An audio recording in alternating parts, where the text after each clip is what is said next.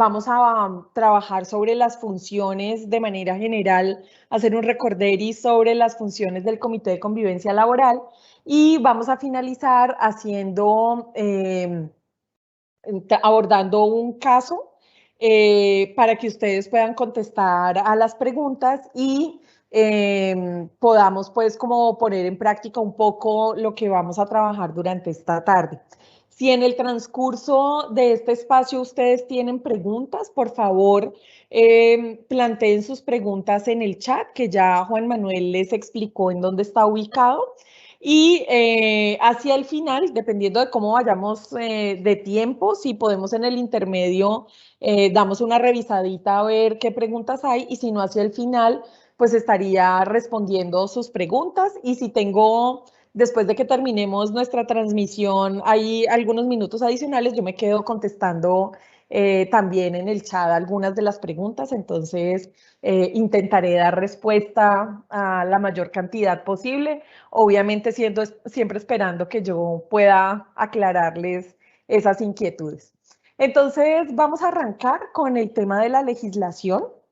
En Colombia, específicamente alrededor del quehacer de los comités de convivencia laboral, hay básicamente 4 normas que se deben tener en cuenta. La primera de ellas es la Ley 1010 de 2006, que es una ley no creada para el Comité de Convivencia Laboral. Esta ley pues está dirigida específicamente como a los abogados laborales, a los jueces que se encargan de recibir casos relacionados con el tema de acoso laboral y para, obviamente, los inspectores del trabajo que reciben también los casos. Es una ley, desde mi punto de vista, muy interesante porque, si bien es cierto, no está diseñada para el comité de convivencia, sí aporta unos elementos interesantes al comité, como lo son la definición de lo que es acoso laboral, que ahorita lo vamos a ver, las modalidades de acoso que existen hasta este momento y algunas conductas que presumen la existencia de acoso laboral y conductas que no presumen la existencia de acoso laboral, que son, desde mi punto de vista, referentes importantes para los comités de convivencia cuando reciben las quejas. Está también la resolución 2646 de 2008, que es la resolución que habla sobre la identificación, evaluación, intervención y monitoreo permanente de los factores de riesgo psicosocial.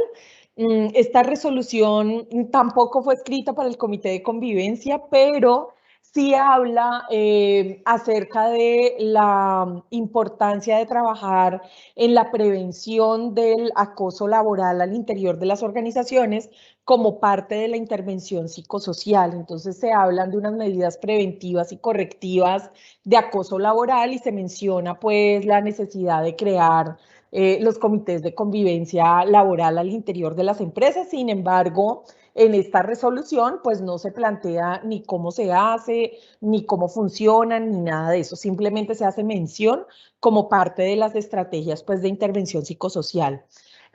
Aunque no es una resolución dirigida al comité, me parece que sí es interesante que los integrantes del comité la puedan revisar, simplemente como para tener algunos elementos adicionales en cuenta que puedan ayudar a gestionar algunas recomendaciones al interior de sus organizaciones.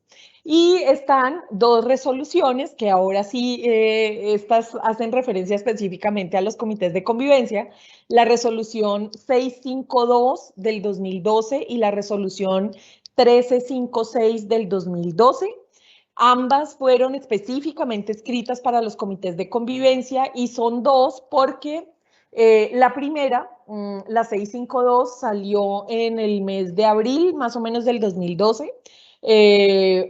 Planteó esa resolución, la manera de conformarse, cuántas personas conforman el comité, la frecuencia para las reuniones, el número de integrantes, las funciones específicamente, las competencias requeridas, la regularidad en términos de reuniones, todo eso lo plantó la 652 y daba un plazo hasta el mes de julio de ese año para que en Colombia todas las organizaciones tuvieran la conformación del comité.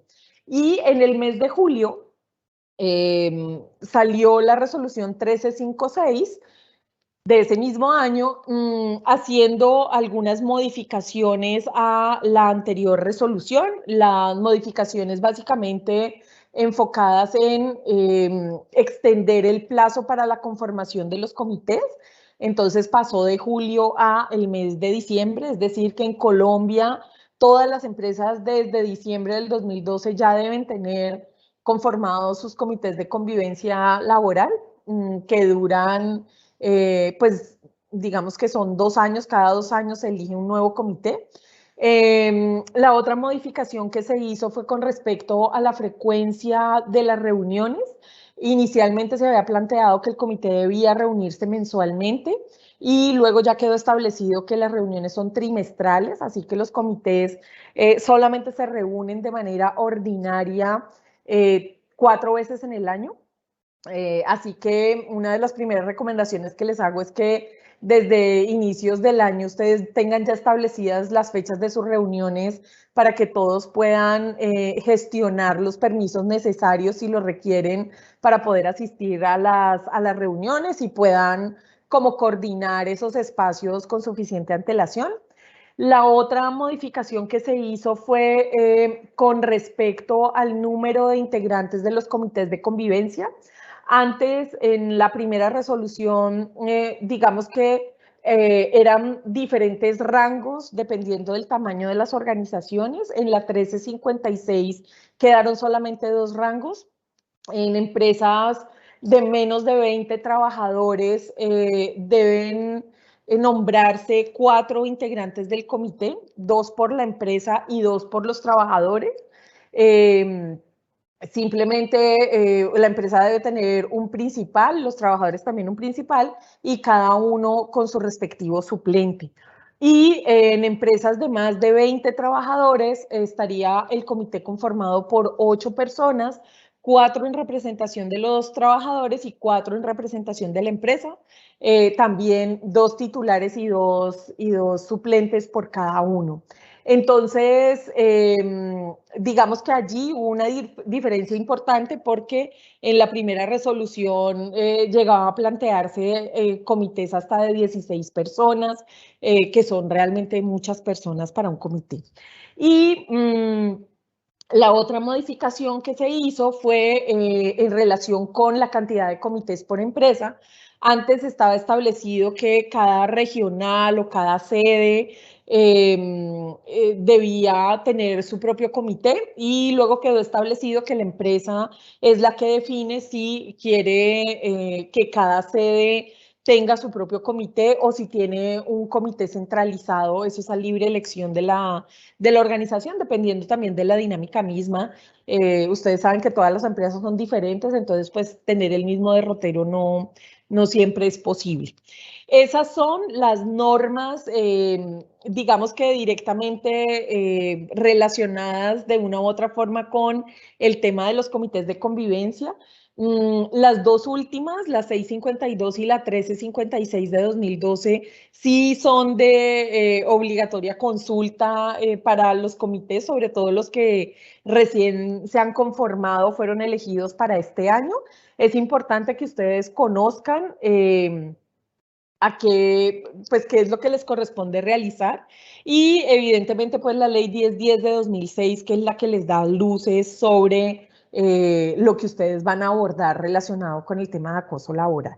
Esas serían entonces las normas. La ley 1010, les decía yo, tiene elementos muy interesantes como la definición de acoso laboral, y a mí me parece que esta definición da muchas claridades con respecto al tema, porque usualmente existían, desde mi punto de vista, como confusiones alrededor de lo que es el acoso laboral. Entonces, la ley establece que el acoso laboral es toda conducta persistente y demostrable ejercida sobre un empleado, trabajador, por parte de un empleador un jefe o superior jerárquico inmediato o mediato, un compañero de trabajo o un subalterno encaminada a infundir miedo, intimidación, terror y angustia, a causar perjuicio laboral, generar desmotivación en el trabajo o inducir la renuncia del mismo. Entonces, esta definición tiene 4 elementos que a mí me parecen importantes que desde mi punto de vista dan luces interesantes a los integrantes del comité. Lo primero es que el acoso es toda conducta persistente. Persistente porque debe presentarse más de una vez. Si bien es cierto, la ley no establece cuántas veces es persistente, pues asumimos que persistente es cuando ocurre más de una vez. Es decir, que si ocurre 2, 3 veces, eso ya es algo que está persistiendo, y si está relacionado con las modalidades de acoso, pues obviamente ahí puede haber lugar a que exista una queja de acoso ante el comité de convivencia. El segundo elemento que plantea es que esta conducta persistente debe ser demostrable. Recuerden que esta ley fue escrita para los abogados laborales, para los jueces que atienden los casos de acoso y para el Ministerio del Trabajo, específicamente pues los inspectores del trabajo que se encargan de hacer estas averiguaciones cuando el caso llega a esa instancia. Por lo tanto, teniendo en cuenta que el tema de acoso laboral genera sanciones a quien es encontrado como responsable del acoso laboral, o cuando quien pone la queja pues estaba mintiendo y se nota eso, genera sanciones para ellos también. Entonces debe haber pruebas, debe haber evidencias que la persona que pone la queja debe aportar. Sin embargo, este demostrable desde mi perspectiva y desde la comprensión que yo hago de lo que funciona en el comité de convivencia, pues no es un requisito o no debe ser un requisito para que el comité acepte o no un caso. Por lo tanto, si a manos de ustedes llega alguna queja relacionada con conductas que presumen acoso laboral y no tiene evidencias, no hay una prueba, no hay nada que respalde eso, igual recíbanlo, porque su rol no es determinar si hay un culpable o no, su rol es mediar en una situación en la que se presume que hay acoso.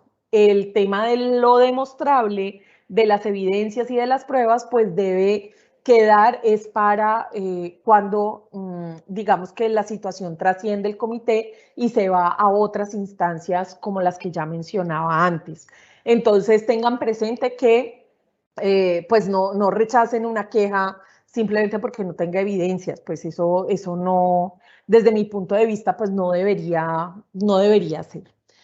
El tercer elemento es que esta conducta persistente y demostrable se ejerce sobre cualquier persona al interior de la organización. Tradicionalmente, usualmente se había pensado que los jefes eran los que ejercían acoso laboral sobre sus subalternos y resulta que eso no es así. Si bien es cierto, algunos jefes sí tienen conductas relacionadas con temas de acoso laboral, no son los únicos ni es exclusivo del rol de liderazgo ni de jefatura. Cualquier persona al interior de la organización puede ser víctima o victimario en este tema de acoso laboral, ya sea de jefes a subalternos, de subalternos a jefe o entre compañeros pares. Entonces también ténganlo presente porque yo siento que todavía hay como creencias alrededor de eso que tratan solamente como de hacer ver que el rol de jefatura es el que ejerce única y exclusivamente el tema de acoso laboral. Si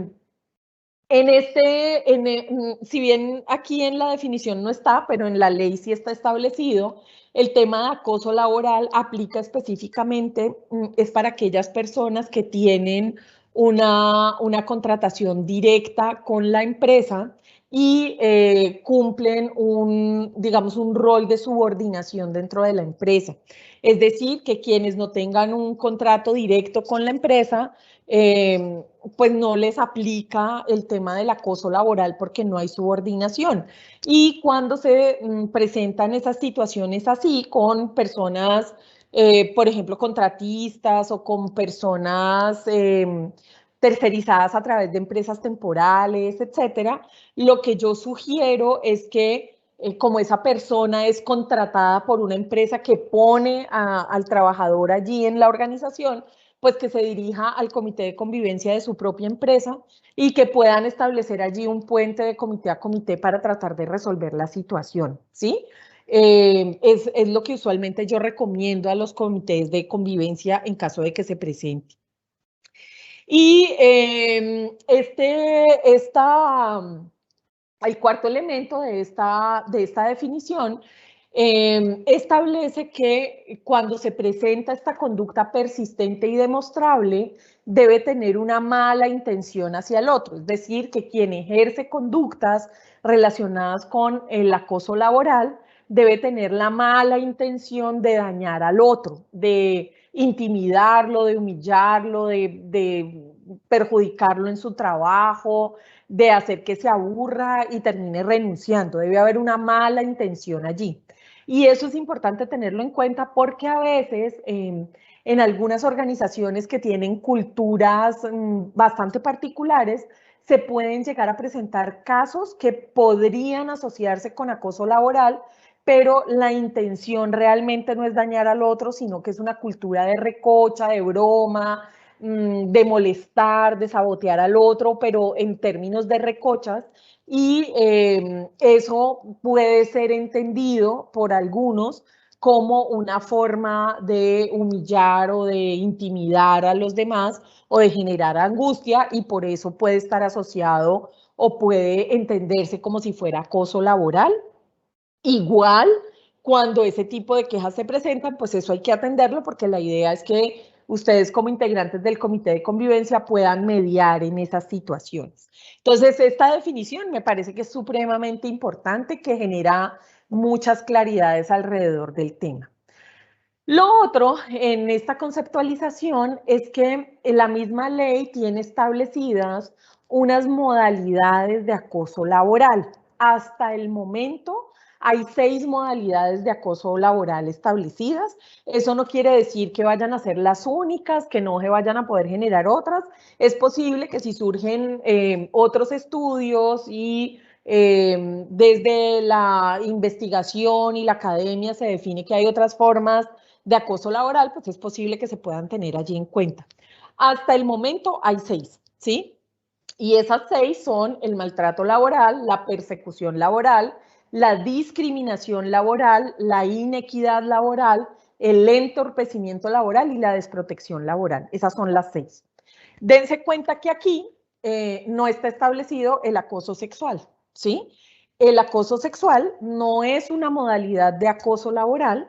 El acoso sexual es un delito en Colombia, está tipificado como delito en el Código Penal y por lo tanto, cuando en una organización se presenta alguna conducta de acoso sexual contra alguna persona que trabaja en la organización, pues esa persona puede poner directamente la denuncia en la fiscalía, que es la entidad encargada de indagar, de investigar y de determinar cuándo existe acoso sexual y cuando se encuentra culpable a la persona, pues esa persona debe ir a la cárcel. Bueno, así que pues es importante tenerlo en cuenta porque me he topado con muchas personas que tienen una confusión alrededor del tema del acoso sexual. Ustedes como comité de convivencia no entran a mediar en ninguna situación de acoso sexual porque ahí no hay nada que mediar. Eso es un delito, ¿sí?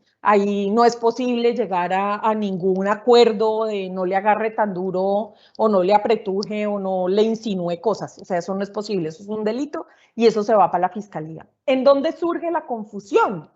En que en el tema de maltrato laboral, cuando se habla de maltrato laboral, se establece que el maltrato laboral está relacionado con aquellas manifestaciones de violencia física, independientemente del impacto que se genere, pero está incluido además todo lo que atente contra la libertad física o sexual de una persona.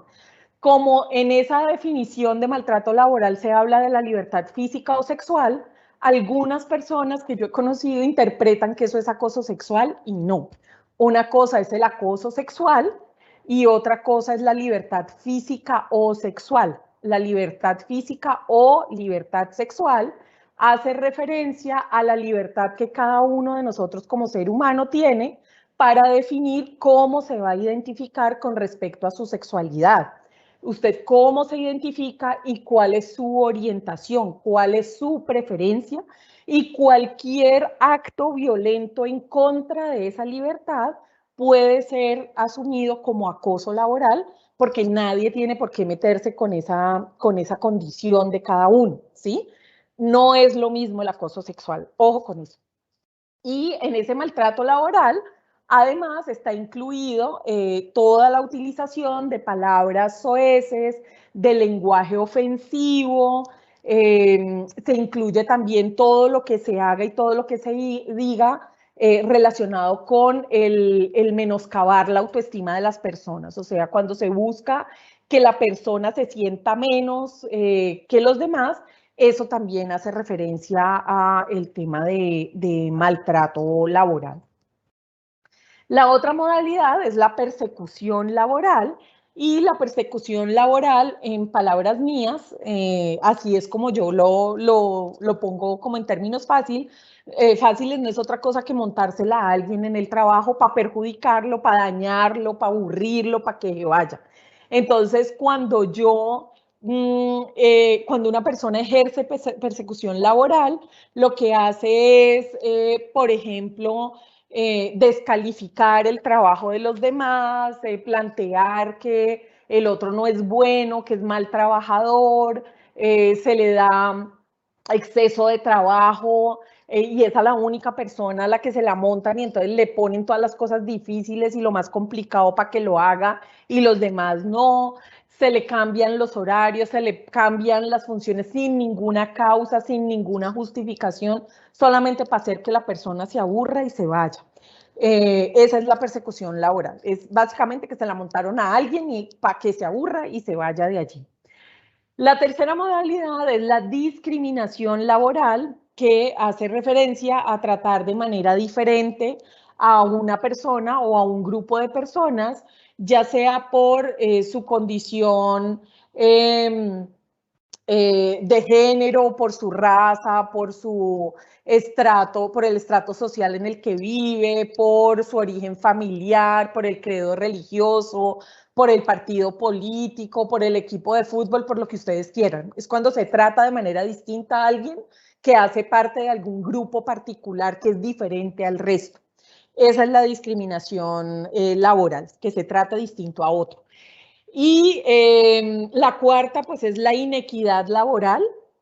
La inequidad laboral es asignarle a una persona funciones a menosprecio de esa persona. Eso básicamente a lo que hace referencia es a que se contrata a una persona para que desarrolle unas funciones particulares y a la vuelta de cierto tiempo se le cambia a esa persona esas funciones y se le pone a realizar unas funciones que están muy por debajo de las capacidades para las cuales fue contratado, y esas funciones son muy por debajo de las funciones para las cuales fue contratado.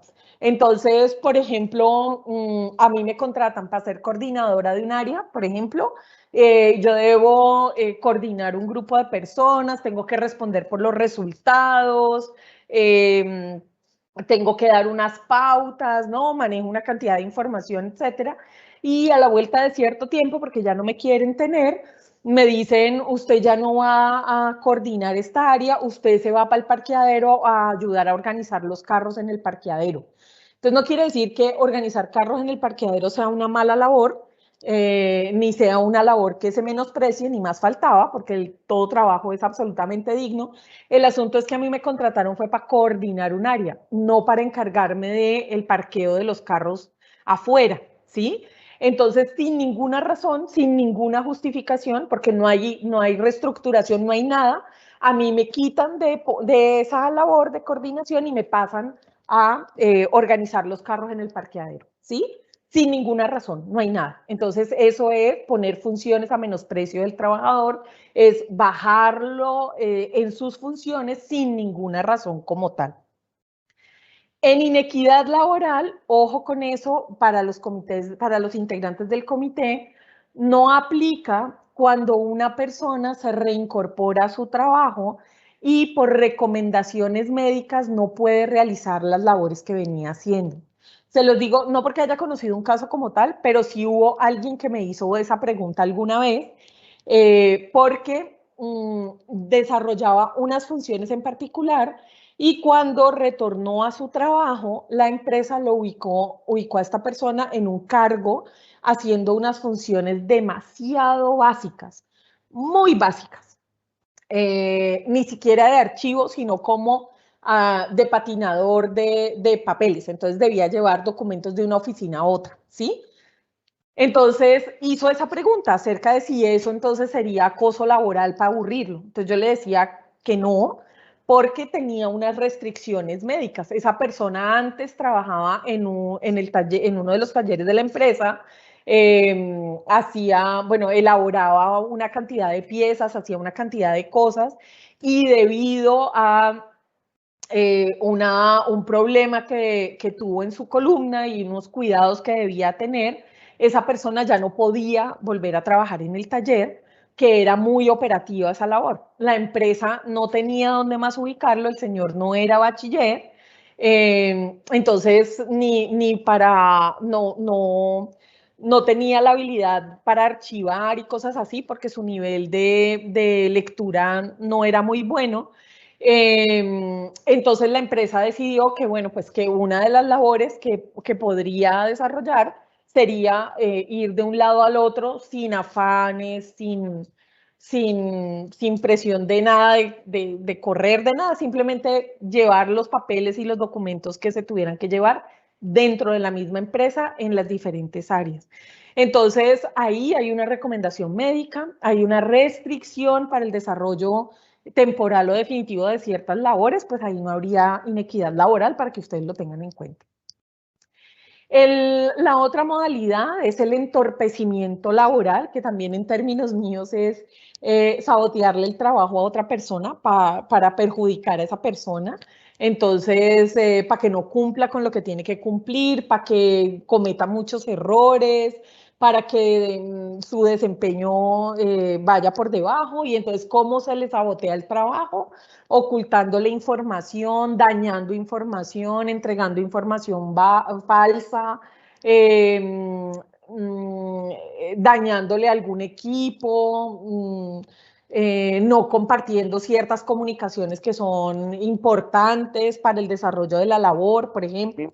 Eso es entorpecimiento laboral, cuando se le sabotea el trabajo a una persona. Y pues luego está el tema de la desprotección laboral, que desde mi experiencia no he conocido en ninguno de los comités de convivencia con los que yo he trabajado, no he conocido todavía el primer caso de desprotección laboral, no porque no exista, sino porque muchas veces cuando se presentan esas circunstancias se dirigen directamente a seguridad y salud en el trabajo. ¿Qué es la desprotección laboral? Pues es asignarle funciones a una persona sin garantizar lo mínimo que necesita para trabajar de manera segura, ni EPPs, ni equipos, es mandar a las personas a hacer el trabajo así, como para que asuman riesgos, como cuando les dicen, súbase allí para cambiar esa bombilla que está como a 10 metros y le dan una escalera de tijera para que se trepe hasta por allá y no hay línea de vida, no tiene arnés, no ha hecho un curso de alturas, no se sabe si sus condiciones físicas dan para treparse y que eso se vuelva, recuerden, persistente, ¿sí? Entonces, como no se dan las condiciones, ahí se da la desprotección laboral, eso sería una causa para poner queja. Como les digo, al menos en las empresas que yo he tenido la posibilidad de acompañar, digamos que a veces existe desprotección laboral, pero las personas, los trabajadores ya saben que cada vez que hay dificultades en la asignación de EPPs, de condiciones de trabajo, se dirigen a seguridad y salud en el trabajo y seguridad y salud gestiona eso, resuelve de una vez y entonces ya se supera eso, pues refuerzan con los jefes o como haya que hacer, ¿cierto? Y tratan de resolver la situación de la manera más ágil posible, o en algunas organizaciones también yo me he encontrado algunos trabajadores que tienen re claro que cuando hay condiciones de riesgo y cuando no se les dan las herramientas y los equipos necesarios para su protección, simplemente se niegan a hacer la labor y cuando ya esté lo que necesitan, pues retoman la labor, pero se niegan y detienen la actividad. Entonces, digamos que eso no trasciende al comité de convivencia, ¿sí? Así que se resuelve es como por otro lado, pero si llega alguna situación, tengan presente que eso también es una modalidad de acoso. Esas son las 6 modalidades de acoso. Hay algo que no aparece allí en la norma, sin embargo, considero que es importante compartirlo con ustedes porque a comienzos de este año y en alguna empresa alguien me preguntó eso, porque a comienzos del año en uno de los, yo no sé si fue en El Tiempo o algo así, apareció un artículo de una entrevista que le hicieron a un investigador del Observatorio de Investigación de una universidad en Bogotá. Y en ese artículo, esta persona planteaba que en una investigación que habían hecho de trabajo en casa, habían identificado que algunas personas sentían que cuando les decían que era obligatorio prender las cámaras en las conferencias o reuniones virtuales, eso era como acoso laboral porque se les meten en la intimidad de su casa. Entonces, en la entrevista que le hicieron a este investigador, él planteó que eso sería un tema que debería tenerse en cuenta en la legislación de trabajo en casa y que debería evaluarse la posibilidad de que eso se pueda contemplar como parte del acoso laboral. Eso fue lo que planteó. Es una opinión de un investigador, ¿sí? Ya como en un par de espacios, yo me he topado con personas que han dicho que obligar a la gente a encender la cámara es acoso laboral. No, eso no está establecido como acoso laboral en la normatividad, no ha salido ningún decreto, ni resolución, ni circular hablando de eso. De hecho, en la resolución que salió hace poco sobre trabajo en casa, que creo que es la 2088, de este año, creo que es la 2088, no hablan del tema de encendido de cámaras obligatorio como acoso laboral. Entonces ahí también hay que tener como precaución, ¿cierto? Porque ustedes, por ejemplo, ven que yo tengo la cámara encendida, ¿sí?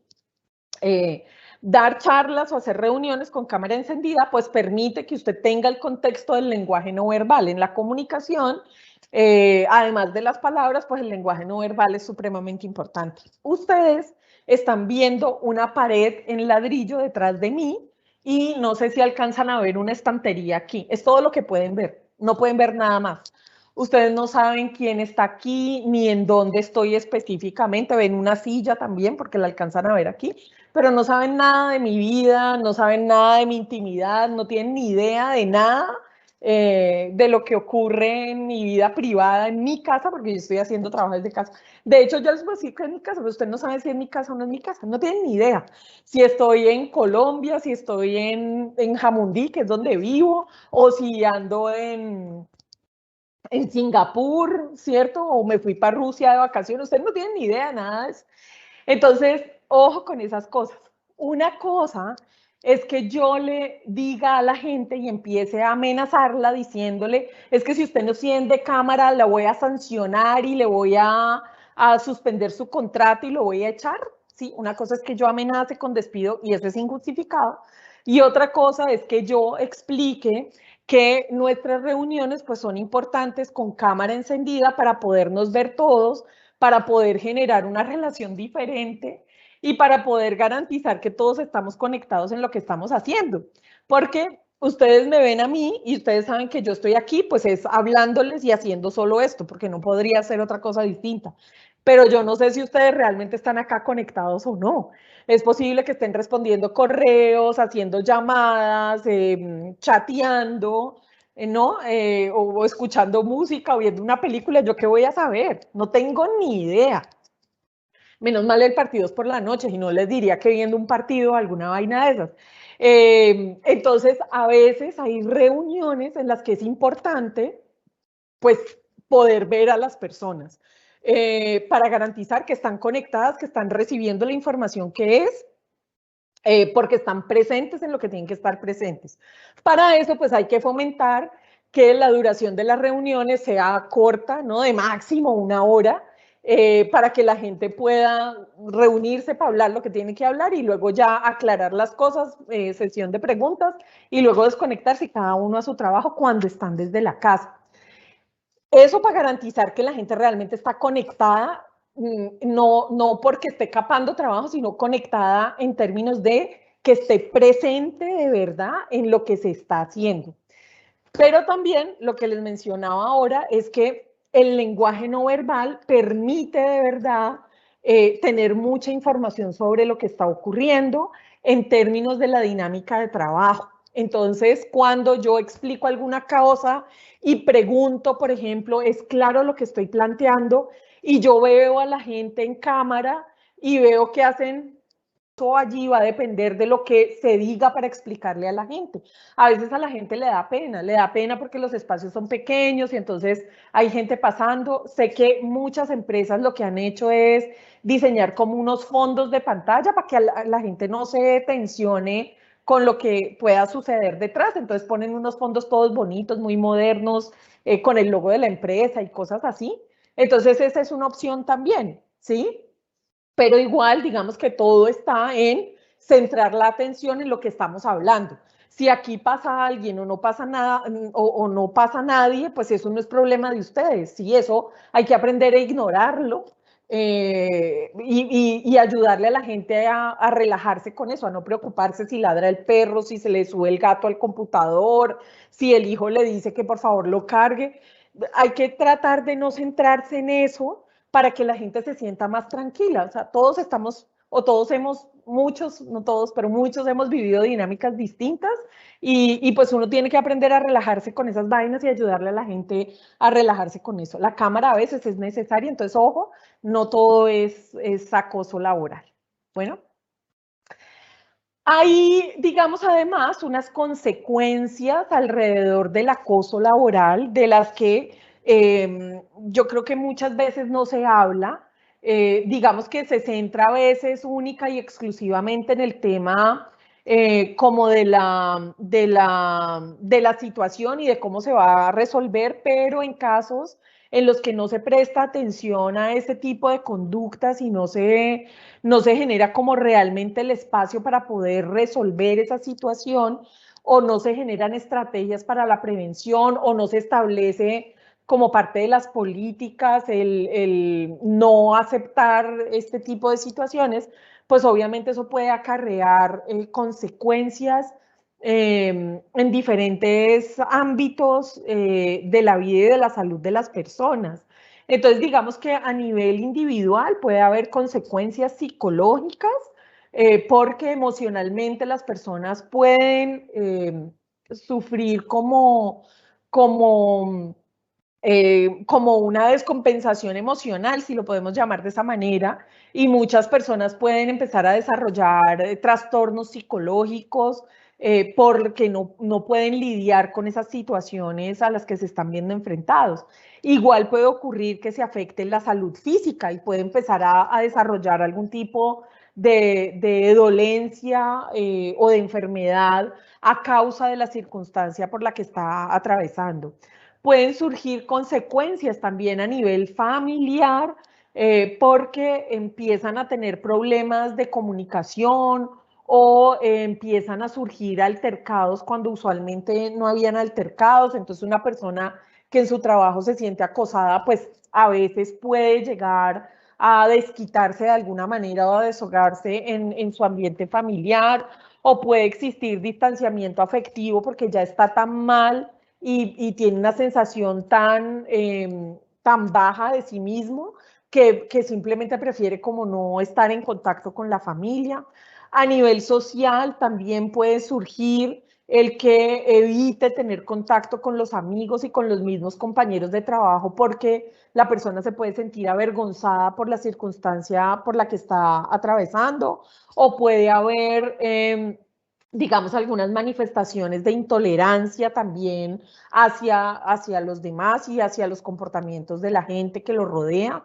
A nivel organizacional se pueden presentar también consecuencias de ese acoso que se presente, por ejemplo, en términos de cómo puede afectar o alterar el clima laboral dentro del área y dentro de la misma organización, porque haya, digamos, la sensación de que no hay respaldo, de que hay cosas abusivas y nadie presta atención, por ejemplo. Puede la persona disminuir el rendimiento en el trabajo, entonces pasa de ser una persona que se desempeña bien a disminuir la productividad de manera impresionante. Puede haber una tendencia a la accidentalidad justamente porque su mente no está centrada en lo que hace, sino pensando y mascullando en todo lo que le está ocurriendo. Puede haber sabotaje también en el mismo trabajo, o una forma de desquitarse de eso, de esas sensaciones que le genera el acoso, pues es a través de dañar la producción, de dañar los equipos, de dañar instalaciones, por ejemplo.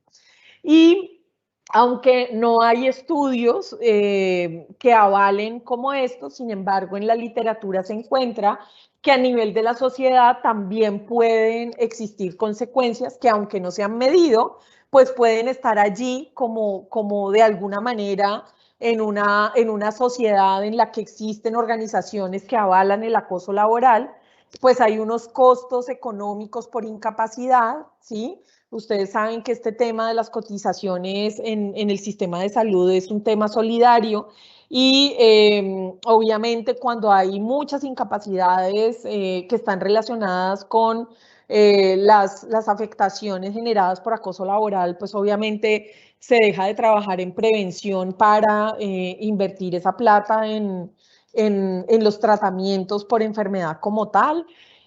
Y el pago de las incapacidades por esa condición. Y se habla también de unos costos que pueden ser intangibles en términos de que haya como un reflejo a nivel social de ese acoso, que pueda llegar a identificarse que la sociedad se vuelve más agresiva justamente por la existencia de ese acoso durante mucho tiempo dentro de las organizaciones.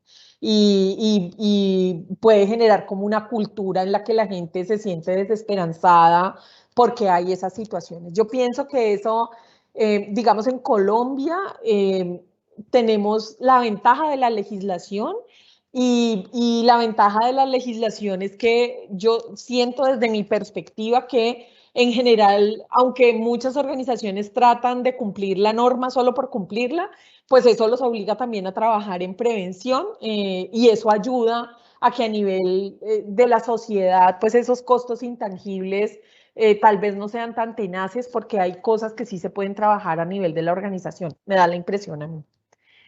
Y se habla de unas medidas de prevención, como por ejemplo la definición de una política en donde realmente haya cero tolerancia al acoso laboral, que haya establecido algunas empresas, digamos que dentro de su reglamento de trabajo, incorporaron el tema de el acoso laboral como algo que no, como una conducta que no es avalada, y en el reglamento se establece pues que el acoso laboral no se permite dentro de la organización. Sin embargo, hay algunas otras organizaciones que sacan un manual como de convivencia complementario cuando ese reglamento no tiene conductas tan explícitas. Entonces sacan un manual como de conductas, un manual como de convivencia, algo adicional si lo requieren. Y ojalá pues esté establecidas aquellas conductas que son inaceptables, que no se permiten, que son inaceptables, y con las respectivas consecuencias cuando se cumplen o se incumplen esas conductas que se espera que se den por parte de todos los trabajadores, que esas políticas pues que estén socializadas, ¿no? La política de cero tolerancia realmente se socialice, se divulgue y se verifique que está establecido como es. El establecimiento de normas de convivencia laboral es otra medida de prevención. En este establecimiento de normas de convivencia laboral está identificado como tal las conductas que se permiten y las conductas que no se permiten, obviamente con las respectivas consecuencias.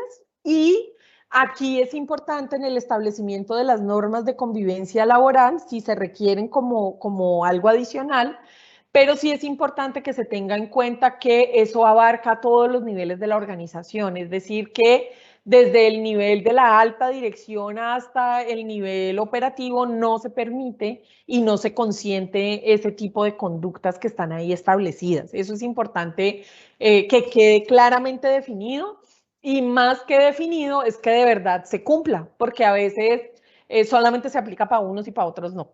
A veces pasa eso. La otra medida de prevención que se plantea también es la realización de actividades de psicoeducación, hacer, por ejemplo, charlas, capacitaciones, videoforos, sacar infografías, mandar mensajes, hacer publicaciones, todas relacionadas con la promoción de la sana convivencia, con el fortalecimiento de las relaciones interpersonales, con el fortalecimiento de habilidades de liderazgo, porque si bien es cierto, los líderes no son los únicos que pueden llegar a generar conductas relacionadas con acoso, los líderes sí pueden intervenir de una manera muy importante en la dinámica de la gente en sus equipos de trabajo para parar conductas que pueden llegar a trascender hacia temas relacionados con acoso laboral. Entonces es importante que los líderes sientan que tienen las herramientas para poder identificar, hablar, orientar y detener ese tipo de conductas. Que se trabaje sobre el tema de fortalecimiento de comunicación, sobre manejo de conflictos, ¿no? Sobre el manejo de emociones también. Me parece que hay temas que son muy interesantes que ayudan en este ejercicio pues, de la sana convivencia. Y pues luego la otra medida de prevención establecida en la norma pues es la conformación del Comité de Convivencia Laboral, de acuerdo pues con la normatividad establecida que ya les expliqué, y que además de estar conformado, pues esté funcionando el comité de convivencia, porque a veces solamente se queda como en el papel. He conocido por ahí uno que otro que no se reúne. Por ahí conocí otro hace poquito que no tenía listas sus actas, la documentación no estaba al día. Entonces, bueno, pues la idea es que la conformación del comité lleve por ahí derecho implícita el hecho de que sí esté funcionando y tengan todo al día, que no se estén atrasando. Y están las medidas de intervención que tienen que ver con el poder identificar, evaluar y controlar factores de riesgo psicosocial a través, digamos que lo más conocido es a través de la aplicación de los cuestionarios para la evaluación de los factores de riesgo psicosocial contenidos en la batería del ministerio. Esos cuestionarios, esa evaluación solamente la puede hacer un profesional en psicología con licencia en seguridad y salud en el trabajo. Y por efectos de la pandemia, pues digamos que está suspendida por este año porque la idea es no promover la evaluación, porque debe ser en físico y presencial, porque el Ministerio del Trabajo todavía no ha sacado el software para hacer la aplicación virtual. Entonces, digamos que está suspendida para no promover la aglomeración de personas y de esa manera, pues, evitar contagios. Sin embargo, aunque no, digamos, en las empresas no, por el momento no se haga la evaluación en físico con los cuestionarios, hay otros mecanismos de identificación de factores de riesgo psicosocial que sí se pueden implementar. Así que con el acompañamiento de profesionales en psicología con licencia, a través de la ARL pueden recibir obviamente asesoría acerca de cómo poder hacer esa identificación de los factores de riesgo psicosocial, porque la idea es que la empresa pueda intervenir esos factores de riesgo como tal para que no vayan a generar consecuencias negativas pues en la salud de la gente que trabaja allí. Y lo otro pues es la intervención en las conductas de acoso laboral como tal, es que obviamente a través de los procesos de mediación que debe desarrollar el comité de convivencia, pues se intervengan esas conductas y que dentro de la empresa se tomen las medidas necesarias para que eso se corrija, que no se vuelvan a repetir ese tipo de conductas. Obviamente a la luz de que dentro de la organización se puedan resolver las situaciones. Entonces, pues se requiere que el comité de convivencia pues haga recomendaciones para que se puedan desarrollar desde gestión humana y o a través de seguridad y salud en el trabajo. ¿Listos? Como les había dicho, el comité de convivencia tiene unas funciones específicas establecidas en la resolución 652 del 2012. Realmente son 10 funciones establecidas. Son esas solamente las que debe desarrollar el comité de convivencia, nada más, a no ser que el comité se ponga de acuerdo y quiera hacer más. La primera función es recibir y dar trámite a las quejas que se presentan en las que se describan situaciones que puedan constituir acoso laboral, de acuerdo con las modalidades de acoso y las conductas que presumen acoso laboral establecidas en la Ley 1010. Y obviamente que reciban las pruebas que soporten esas quejas, si es que hay pruebas. Ustedes ya saben, mi opinión es, así no haya pruebas, ustedes reciban, porque la idea es que puedan mediar en ese caso. La segunda función es examinar de manera confidencial los casos específicos o puntuales en los que se formule una queja o reclamo que pueden tipificar conductas o circunstancias de acoso laboral al interior de la empresa. Entonces, lo que hacen es reunirse como comité, leer la queja y revisar a la luz de la ley 1010 si aplica o no aplica para el tema de acoso laboral. Cuando aplica, pues la tercera función es escuchar a las personas involucradas de manera individual, citan a la persona que puso la queja, citan a la persona que tiene conductas presuntamente relacionadas con acoso, los escuchan de manera individual para tratar de ampliar la situación, de entender la situación, de indagar más sobre eso que ha ocurrido. La cuarta es adelantar reuniones con el fin de crear un espacio de diálogo entre las partes involucradas, promoviendo compromisos mutuos para llegar a una solución efectiva, es decir, después de que usted escucha al uno y escucha al otro, en otro momento, ese mismo día o día después, o días después, los cita a las dos personas en un espacio conjunto para que puedan dialogar. Ustedes median en esa situación para que estas personas puedan hablar sobre qué es lo que esperan y qué pueden hacer y se comprometan para resolver esa situación que da origen a conductas que presuntamente se relacionan con acoso. La quinta es que ustedes formulan el plan de mejora concertado entre las partes para construir, renovar y promover la convivencia laboral, garantizando en todos los casos el principio de confidencialidad. Así que lo que ustedes hacen es formular, escriben el plan de mejora que se estableció entre las dos personas. Son las personas las que definen qué es lo que van a hacer, no son ustedes los que les dicen qué van a hacer. Por lo tanto, su misión es una misión de mediación, ¿sí?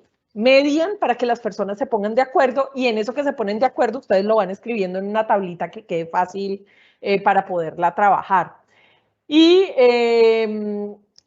ya, y ellos establecen eso. Luego lo que ustedes hacen es la sexta función, que es hacerle seguimiento a los compromisos adquiridos por estas personas cuando formularon sus acuerdos para verificar si lo han cumplido o no. Entonces lo que hacen es citarlos en otro momento. ¿Cuánto tiempo? Depende ese plan de acción, cuánto tiempo tiene establecido para la ejecución de actividades, 15 días, 20 días, un mes, 2 meses, 3 meses, lo que ellos hayan definido. Y a la vuelta de ese tiempo vuelven a citarlos en conjunto, sacan ustedes ese plan que formularon, es decir, que escribieron ustedes, lo sacan y punto por punto van verificando si lo cumplieron o no lo cumplieron, si hace falta esperar o no hace falta esperar. Si en una reunión de seguimiento las personas llegan a un acuerdo, pues ya el comité cierra el caso, ya se resolvió, felicitan a la gente, agradecen por la buena voluntad y los invitan pues a resolver sus diferencias de manera dialogada. Pero, y ahí va la séptima, es que en los casos en los que no se llegue a un acuerdo, ya sea porque no formulan un plan de mejora o porque no cumplen las recomendaciones que ellos dijeron que iban a tener o porque la conducta continúa y eso no se quiso resolver. Entonces, cuando no se llega a un acuerdo y ya las partes o alguna de las personas dice que ahí no hay nada que hacer, que ya paren ahí, pues entonces el comité, si ustedes hacen parte de una empresa del sector público, si ustedes son servidores públicos, entonces el comité de convivencia le manda la queja, le remite la queja a la Procuraduría General de la Nación, si son del sector público. Si ustedes están en una empresa del sector privado, el comité lo que hace es informarle a la alta dirección o al área que los coordina que hay un caso que no se resolvió, ustedes igual cierran el caso y la persona que puso la queja puede presentar la queja ante el inspector del trabajo o demandar ante un juez competente. Entonces, eso es lo que hay allí, ¿sí? Si no llegan a un acuerdo, a la Procuraduría, si son servidores públicos, ustedes mandan la queja, la mandan, pero si ustedes están en el sector privado, cierran el caso igual y lo que hacen es escribirle una carta a la alta dirección o al área que a ustedes los coordine diciendo, señores fulanitos, atendimos la queja formulada por Perencejo Pérez, sin embargo no se llegó a una solución, por lo tanto el comité cerró el caso y la persona podrá dirigirse al inspector del trabajo para seguir su proceso y ya. ¿Para qué eso? Pues para que la empresa esté enterada, porque si la persona se va al Ministerio del Trabajo o si demanda, pues seguramente a la empresa le van a pedir evidencias de todo lo que hizo para prevenir y promover la sana convivencia. Bueno. ¿Qué más hacen ustedes en el comité de convivencia? Pues le presentan a la alta dirección o al área que los coordina recomendaciones para el desarrollo efectivo de medidas preventivas y correctivas del acoso laboral. Es decir, que ustedes pueden dar ideas sobre lo que se puede trabajar para prevenir el acoso laboral o cuando ya se identifican situaciones donde hay acoso, cómo corregir eso, qué se debe hacer. Ustedes hacen esas recomendaciones, no son quienes ejecutan las actividades. También hacen un informe anual de resultados de la gestión del comité y deben hacer informes que se requieran por parte de los organismos de control. ¿Qué más hace el comité? Hacen seguimiento al cumplimiento de las recomendaciones que ustedes dan, a estas del punto 8. Ustedes hacen seguimiento a las dependencias de recursos humanos o de salud ocupacional, seguridad y salud en el trabajo, cuando ustedes han hecho recomendaciones, ¿sí? Entonces, aunque dice que la recomendación va para la alta dirección, pues usualmente quienes coordinan a los comités son o gestión humana o seguridad y salud. Quien gestiona, quien generalmente tiene la responsabilidad de trabajar en desarrollo, en capacitación, en fortalecer cultura, es gestión humana. Entonces, usualmente las recomendaciones van para gestión humana y algunas irán para seguridad y salud. Entonces, ustedes citan a quienes al área a la que le enviaron las recomendaciones, las citan para saber qué hicieron, qué no hicieron, qué hace falta y todo eso va en acta.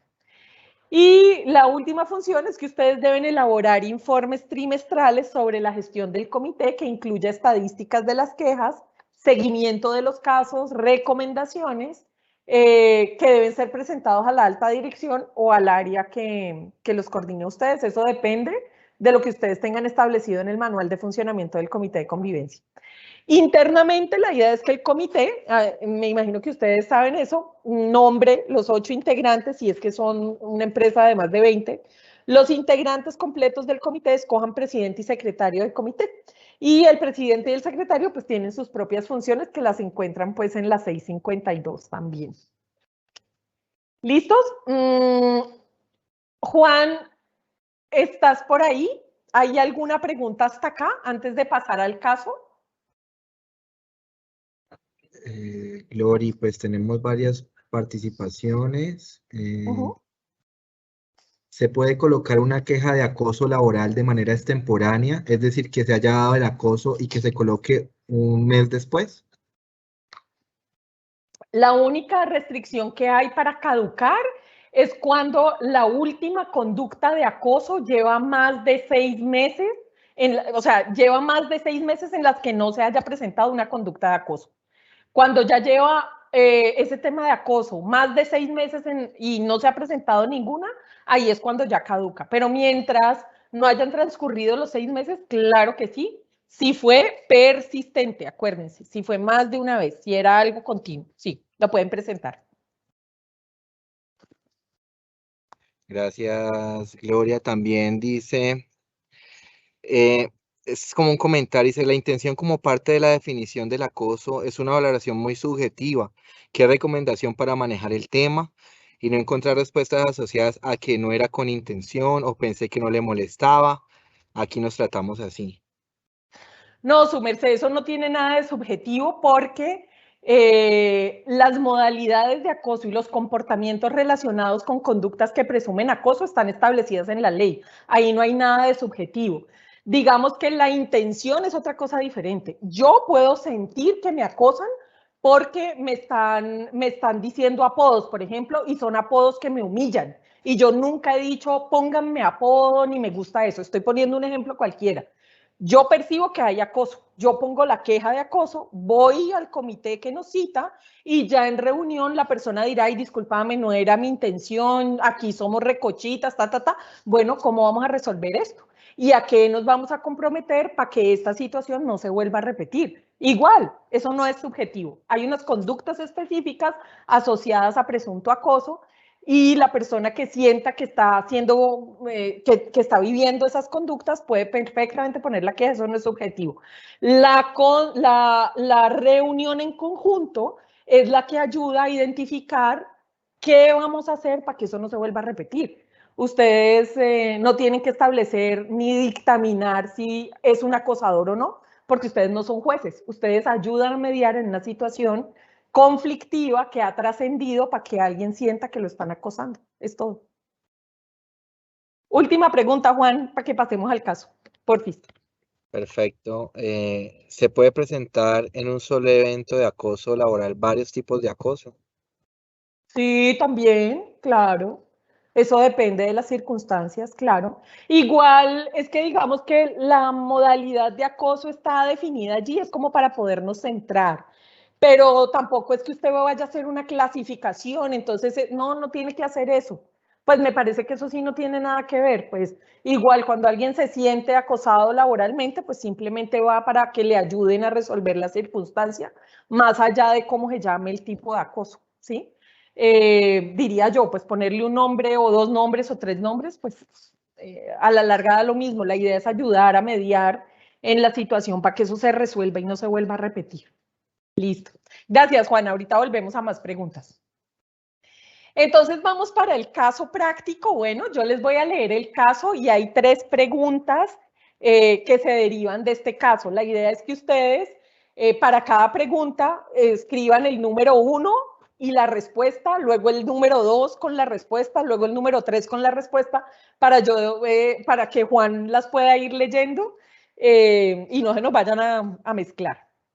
Entonces el caso dice, Amelia trabaja en una agencia de viajes, Mundo Viajes. Primero, realizó las prácticas del ciclo formativo de turismo en una de sus sucursales y después, cuando terminó los estudios, firmó un contrato laboral con la agencia por un periodo de 1 año.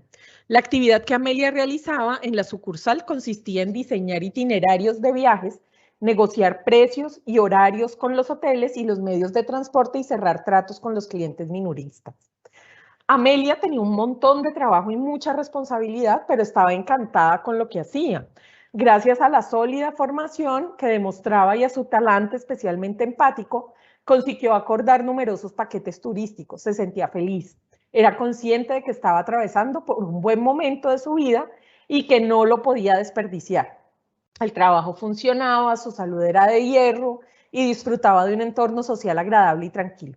Los buenos resultados profesionales obtenidos por Amelia favorecieron que la agencia se fijara en ella y le propusiera el traslado a otro departamento que no obtenía los objetivos requeridos.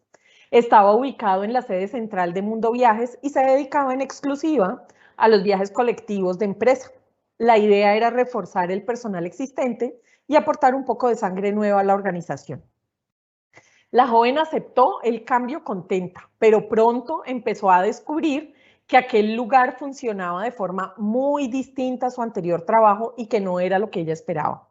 El departamento al que fue destinado estaba formado por 12 personas y Carlos, que era el responsable del equipo. Carlos era un hombre de mediana edad, de carácter seco y antipático. Apenas llegó el primer día, Amelia no se sintió bien recibida, puesto que las palabras de bienvenida que le dedicó Carlos no fueron de lo más cordiales. El hombre, de modo irónico, le recordó que allí había mucho trabajo y que, a pesar de la opinión de la gerencia, aquel no era el lugar propicio para experimentos con jóvenes estrellas como ella. Él continuó en voz muy alta y cara de enfado. Hacía muchos años que dirigía aquel departamento y sabía mejor que nadie cómo había que proceder. Por consiguiente, esperaba que cumpliera sin discutir las tareas encomendadas y no olvidara quién mandaba allí. A continuación, le enseñó su mesa de trabajo y un montón de carpetas desordenadas y le ordenó que se pusiera a archivarlas de inmediato. Ahí empezó todo. Durante los días que siguieron, Carlos le encomendó tareas del mismo estilo sin darle ningún tipo de explicación sobre los medios de que disponía ni de la finalidad del trabajo. Revisar listados de clientes, ordenar presupuestos, clasificar catálogos. Transcurrido un mes, la situación a la joven se le hacía insoportable, por lo que decidió plantearle a Carlos de buenos modos que le ofreciera tareas más acordes a su preparación profesional, pero él lo interpretó como un desacato a su autoridad y le respondió con insultos delante de sus compañeros que no mostraron ni un gesto de comprensión hacia ella. Amelia, avergonzada, estalló en sollozos y pensó en buscar ayuda en el Departamento de Recursos Humanos de la empresa con la idea de que deberían disponer de algún procedimiento para tratar las conductas violentas en el trabajo. Sin embargo, la jefa de personal, aunque se mostró receptiva a las explicaciones de Amelia, no le dio importancia al asunto dado el conocido y consentido mal carácter de Carlos. Además, le aconsejó que, como desde la empresa no disponían de un código de conducta laboral, lo mejor que podía hacer era reincorporarse al trabajo y dejar que ella tratara la cuestión. Pero a partir de entonces la situación empeoró. Carlos se dirigía a ella de forma más despectiva, llamándola creída, correveidila o inútil, y la reprendía públicamente por cualquier motivo, como el dejar el bolso sobre la mesa, hablar por teléfono o incluso ir al baño. Amelia actualmente está incapacitada debido a problemas de salud. Ese es el caso de Amelia. Entonces, vamos a las preguntas. La primera, para que contesten, pongan número 1 y la respuesta. ¿Cuáles son las condiciones de riesgo que identifican en este caso? Condiciones de riesgo que identifican. Juan, cuando estén, porfa, las respuestas a la primera, unas 2, 3 o 4, porfa, las lees. Claro que sí, acá estamos súper pendientes. Listo. ¿Cuáles son las condiciones de riesgo que identifica? Primera pregunta. Entonces recuerden poner número 1 para que luego no se nos embolate la respuesta.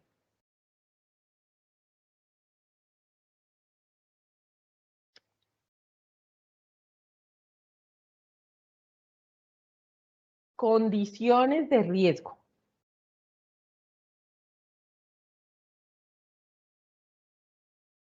Yo creo que podemos ir como dictándoles las preguntas, ¿no? Y que nos vayan respondiendo como para darles espacio, porque no nos han escrito todavía. O no sé si será el Ok. internet que de pronto está Bueno, dale. lento. Segunda pregunta entonces.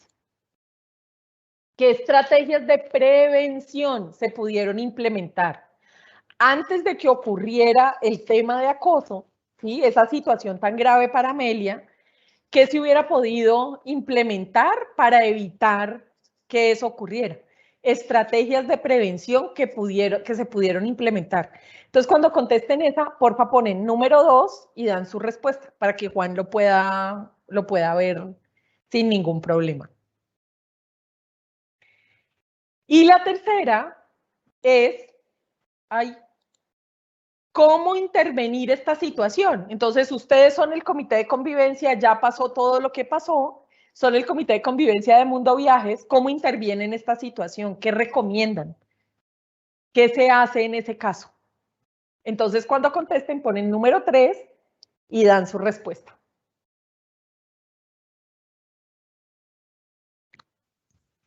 Bueno, no sé si será la red o de pronto que estamos un poco tímidos. Por acá hay una respuesta de manera anónima y nos dicen a la pregunta 1 y nos dicen Sí. mal ambiente laboral. Mal ambiente laboral. Ajá, esa es una condición de riesgo. Súper, muy bien. Así es. Bueno, y la verdad no veo más participaciones, no sé, Oh, Gloria, si tú chanfle. quieres revisar de pronto si por allí a ti sí te salen y a mí no, o qué, porque está raro. Ah, ok, pero entonces me toca descuanchingonear esto. Me toca detener la presentación para poderlo ver. Bueno, Pues allí como para corroborar, mira, por acá sí, nos sí, sí. nota riesgo físico a la 1, estrés laboral, Ajá. informalidad en las funciones, deficiencia en la evaluación del desempeño de los departamentos. Esas todas han sido respuestas a la pregunta 1. Sí, sí, sí. Entonces aquí hay algo. Estrés laboral no es una condición, es una consecuencia, ¿sí? Es así, no. Riesgo físico, no sé, Oscar, ¿a qué hace referencia riesgo físico su merced? Explíquenos, Oscar, porfis, escríbanos allí. Por aquí ya hay a la 2. Dar a conocer a Amelia que existe el Comité de Convivencia Laboral para que interponga su queja. Primero habría que verificar que haya comité, ¿no? Porque aparentemente no hay nada de eso. Definir funciones del cargo, crear un comité de convivencia laboral, definir política de acoso y establecer normas de convivencia. Sí, señora, esa es una forma, una forma.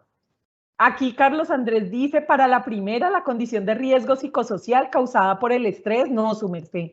El estrés no es la causa del riesgo psicosocial, no. Las condiciones tienen que ver o con estilos de liderazgo, control sobre el trabajo o demandas del trabajo, recompensas. Y cada uno de esos dominios tienen condiciones particulares, pero el estrés laboral no es lo que causa el riesgo psicosocial, es una consecuencia. Ok. Asignación de funciones que no son propias de su cargo. Esa es una condición de riesgo. Condición de mal ambiente laboral. Deben escribir roles y responsabilidades. Evaluación del caso. Listo, sí, esas son. Súper. Re bien. Sí, señor.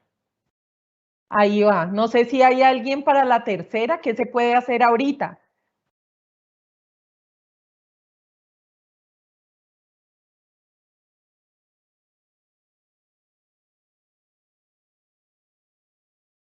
Vamos a ver si hay algún otro. Por aquí vi que alguien escribió. Ajá, si no hay comité, hablar con el jefe o dueño de la empresa, claro, para poderlo orientar. Esa sería la tercera que nos escribe Anónimo. Sí, esa es la respuesta a la tercera. Súper. De una vez para que se empiece a crear. Súper, muy bien, ahí está. La tercera por aquí, evaluación del caso, hablar con ambas personas y tener acuerdos, siempre y cuando pongan la queja. Porque si Amelia no pone la queja, no. Pero sí se pueden hacer recomendaciones a gestión humana para que trabaje con el área, identifique necesidades de intervención allí, trabaje con ese líder, por ejemplo, hay que empezar a trabajar con el líder y empezar a trabajar con el equipo para generar como una cultura más de solidaridad. Anónimo por aquí nos dice, se podría escalar el caso a la alta gerencia con el fin de que se tomen las medidas correctivas. Sí, señor o señora Anónimo. Por aquí otro de Anónimo para la primera, mala comunicación también es una condición. Excelente. Súper bien. Alejandra nos dice para la segunda, la capacitación, aclarar las funciones para tener claro qué es lo que la persona va a hacer. Ajá, de acuerdo, Alejandra. Yo le complementaría allí en hacer inducción y entrenamiento, porque lo que Amelia hacía es totalmente distinto a lo que le tocaba. Y cambiar, digamos, de rol no está mal, pero que sí se le explique bien, porque parecía que ella tenía como otras expectativas. Y Oscar dice establecer normas de convivencia como medida preventiva. Súper, muy bien.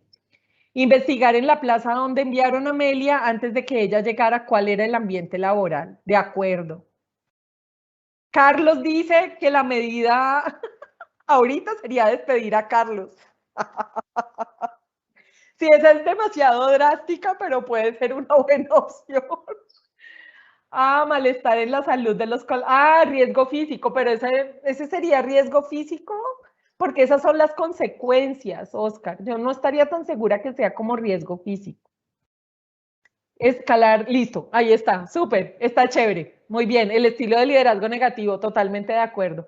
Voy a compartirles pantalla solo un momentico para poder como compartirles unas conclusiones sobre esto que me parece que pueden ayudar en la implementación de mecanismos de prevención. Cuando se desarrollan estrategias o se establecen mecanismos de prevención, el prevenir hace que realmente como que se pueda consolidar ambientes de trabajo saludables, no ambientes perfectos, porque lo perfecto no existe y aunque existiera debe ser muy aburridor, ¿sí? Pero sí que sea saludable, que no se busque enfermar a la gente y que las personas no sientan que el tipo de trabajo, el tipo de relaciones que se establecen termina como enfermándolos. Entonces, prevenir ayuda a que haya ambientes de trabajo saludables. Prevenir además favorece el cuidado del otro, porque al trabajar en prevención, digamos que la prevención puede incluir el abordaje de los valores institucionales, por ejemplo, que me parece que son supremamente importantes, fortalecer el tema de solidaridad, de cohesión entre los equipos de trabajo. Por lo tanto, circunstancias como el trato grosero del jefe no se tolera en el equipo, ¿sí? Y eso hace que se ponga un límite en ese tipo de relaciones, que la gente se sienta respaldada por los demás para que ese jefe pueda enrutar, digamos, sus habilidades de una forma mucho más acertada. Y lo otro es que la prevención consolida estrategias de relacionamiento que permiten generar cambios positivos en el contexto laboral porque la gente aprende a no tener miedo a hablar, a plantear cosas, no solamente a quejarse de manera directa, sino también se promueve la posibilidad de dar ideas, de generar ideas para mejorar, de hablar sobre las dificultades que existen, pero también proponer cosas, cómo se puede abordar, cómo se puede trabajar, cómo se pueden corregir ciertos aspectos. Entonces, a mí me parece que el tema de prevención ayuda de una manera bastante grande en todo este ejercicio, porque la idea es que la gente cuando va a trabajar pues no termine enferma por el tipo de trabajo que desarrolla, ¿no? Entonces, eso era lo que quería compartir con ustedes. Damos un espacio de preguntas y listo. Detengo la presentación, ahora sí. Ahora sí vamos para las preguntas, Juan. Las voy